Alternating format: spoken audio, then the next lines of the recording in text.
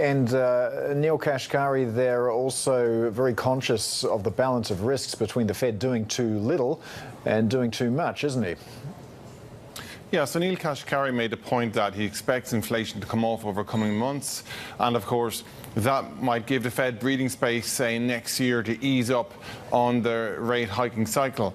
Now, there was, though, some nuance in his messaging, like you're saying, Paul. He was making the point that, however, right here and right now, he's not comfortable with where core inflation is at. We know that core inflation at 6.6% is at a 40-year high in the US, especially because of increases in food and energy prices. And Mr. Kashkari said two things. He wants to see core come down before he starts to feel any kind of degree of comfort.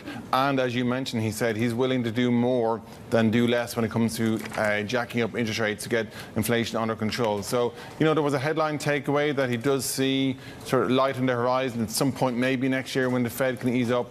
But that's a next year story. For now, he's talking about, just like Jim Bullard mentioned, they have a lot of work to do, and it does mean more aggressive hikes this year, and that's why the market is priced in for at least 75 when they meet on November 1 and November 2.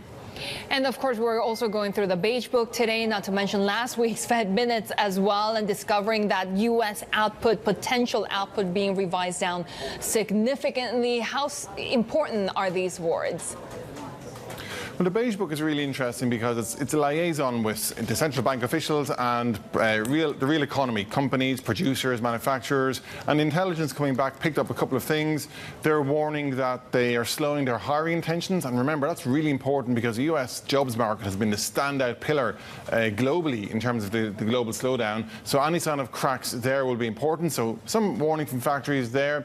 They're also talking about it's difficult to pass on the price increases that they're suffering to customers the way they were. Customers are now pushing back, so that means they're going to have to absorb some of that pain in their margin.